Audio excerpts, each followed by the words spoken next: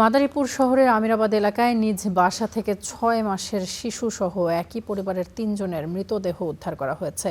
আরও বিস্তারিত জানবো সহকর্মী আকাশ আহমেদ সোহেলের কাছ থেকে। সোহেল, ঠিক কী কারণে তাদের মৃত্যু হয়েছে কিছু জানতে পেরেছেন কিনা? স্থানীয়রা যারা রয়েছেন তারা কি বলছেন?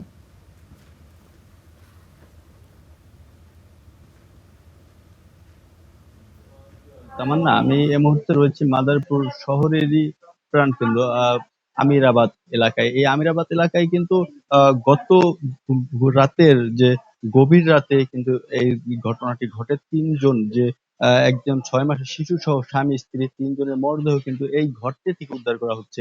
আমি যে বাসাটিতে রয়েছি, বাসাতে দেখাচ্ছি যে এই বাসার মধ্যে থেকেই কিন্তু দুজনের ঝুলন্ত মরদেহ, একজনের পাশের থেকে কিন্তু আরেকজনের মরদেহ উদ্ধার করা হয়। সেই ঘটনাস্থল কিন্তু বর্তমানে পরিদর্শন করছেন মাদারীপুর র্যাব-৮ রয়েছেন এখানে। মাদারীপুর র্যাব-৮ কোম্পানি কমান্ডার তিনিও কিন্তু এসেছেন। তিনি কিন্তু এই ঘটনাস্থল পরিদর্শন করে দেখছেন। এই ঘরটি যে দেখছেন, এই ঘরটি কিন্তু একটি ভাড়া বাসা। সেই ভাড়া বাসা থেকে চিন্ময় দাস ও তার স্ত্রী, 6 মাসের সন্তান, তিনজনের মরদেহ কিন্তু উদ্ধার করা হয়। সেই মরদেহ উদ্ধার করার যে রাতেই পুলিশ নিয়ে গেছে। আমরা যেমনটি জানতে পেরেছি, এখানকার যে যার বাসায় বেড়াতে এসেছিলেন বৃষ্টি বারোই নামে একজনের বাড়িতে কিন্তু বেড়াতে আসেন।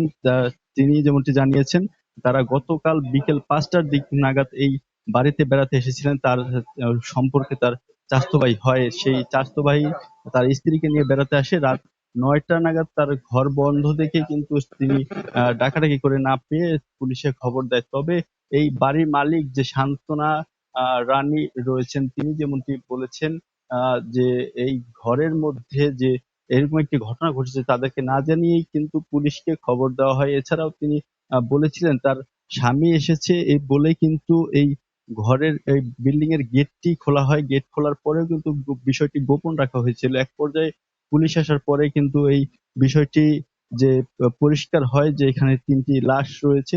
এখনো পর্যন্ত কিন্তু ধোঁয়াশা রয়েছে। আসলে কেন এই ঘটনাটি ঘটলো, কেন কি কারণে বা ঘটতে পারে, সেটি কিন্তু এখনো পরিষ্কারভাবে কেউ বলতে পারছেন না। এমনটি কিন্তু আমরা দেখতে পাচ্ছি।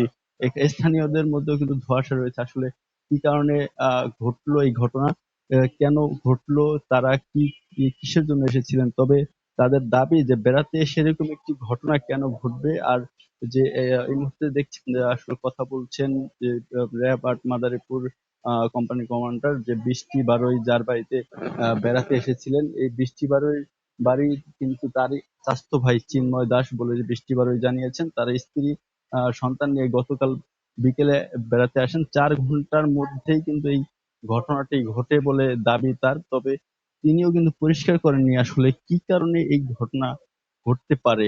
তিনি আসলে যেমনটি বলছেন, হঠাৎ করে এই ঘটনাটি ঘটেছে। হঠাৎ করে তিনি যখনই আসেন, এই ঘরের মধ্যে আসেন, তখনই তিনি আসলে দরজা বন্ধ দেখেন। তবে রাত 9টা নাগাদ ঘটলেও তিনি কিন্তু পুলিশে খবর দিয়েছিলেন রাত 12টায়। তারপরে পুলিশ আসে। পুলিশ এসেও কিন্তু প্রথম ধাপে কোনো কিছু না পেয়ে দ্বিতীয় ধাপে কিন্তু তারা স্পষ্ট হন যে এই ঘরের মধ্যে 3টি লাশ রয়েছে। তবে দুটি ছিল ঝুলন্ত, যে 6 মাসের শিশু ও চিন্ময় দাস, এই দুইজন ঝুলন্ত অবস্থায় ফ্যানের সাথে একটি ওড়না পেঁচানো অবস্থায় ঝুলন্ত ছিল। পাশেই পড়েছিল তার স্ত্রীর মরদেহ।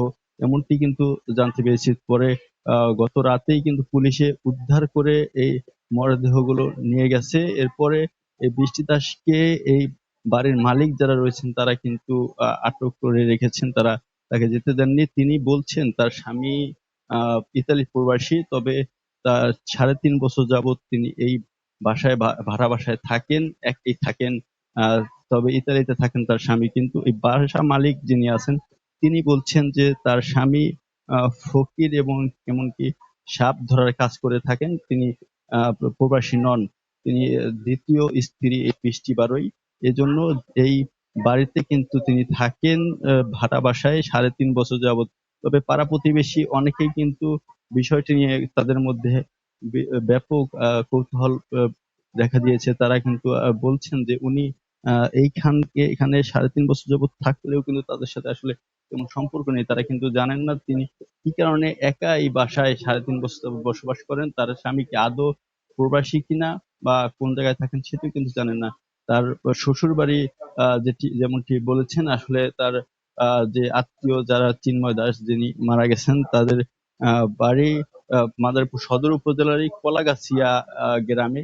সেখান থেকে এখানে গতকাল বেড়াতে এসেছিলেন বলে এই বৃষ্টি বারোয়ের দাবি। তা আমরা এই মুহূর্তে দেখতে পাচ্ছি যে মাদারীপুর র্যাবার্ট কোম্পানি কমান্ডার তিনি কিন্তু এই বৃষ্টি বারোয়ের সাথে কথা বলছেন। তারা বিষয়টি জানার চেষ্টা করছেন আসলে কি ঘটেছিল। তারা কিন্তু এখন পর্যন্ত ধোঁয়াশার মধ্যে আহ, রয়েছে।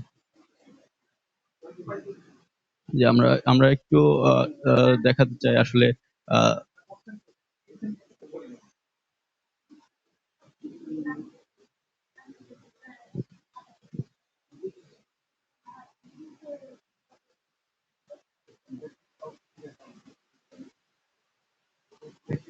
ব্যাগের ভিতরে চাল আছে। আমার সঠিক মনে নাই কয় কেজি আনছি, ওই ব্যাগের ভিতরে চাল আছে। রান্না করছি যেটা ভিতরে আছে। রাতে রান্না করিনি, এই যে মানে আগের দিন রান্না করছি সেটা ভিতরে আছে। আপনি এত প্রশ্ন করতেছেন তো আমার মাথায় অলরেডি সমস্যা আছে। না আমার মাথায় মনে হয় সমস্যা আছে। যে আমরা এই মুহূর্তে দেখছিলাম আসলে যে এই বৃষ্টি বারোই রয়েছেন, সেই বৃষ্টি বারোয়ের সাথে কিন্তু মাদারীপুর র্যাবার্ট কমান্ডার যিনি রয়েছেন তিনি তার সাথে কথা বলছেন, জিজ্ঞাসাবাদ করছেন, বিষয়টি জানার চেষ্টা করছেন যে এই ছিল মাদারীপুর আমিরাবাদের 3টি লাশ উদ্ধারের সর্বশেষ তথ্য। তামান্না। অসংখ্য ধন্যবাদ আপনাকে। নিশ্চয়ই পরবর্তী তথ্যের জন্য আবারও আপনার সঙ্গে যুক্ত হব।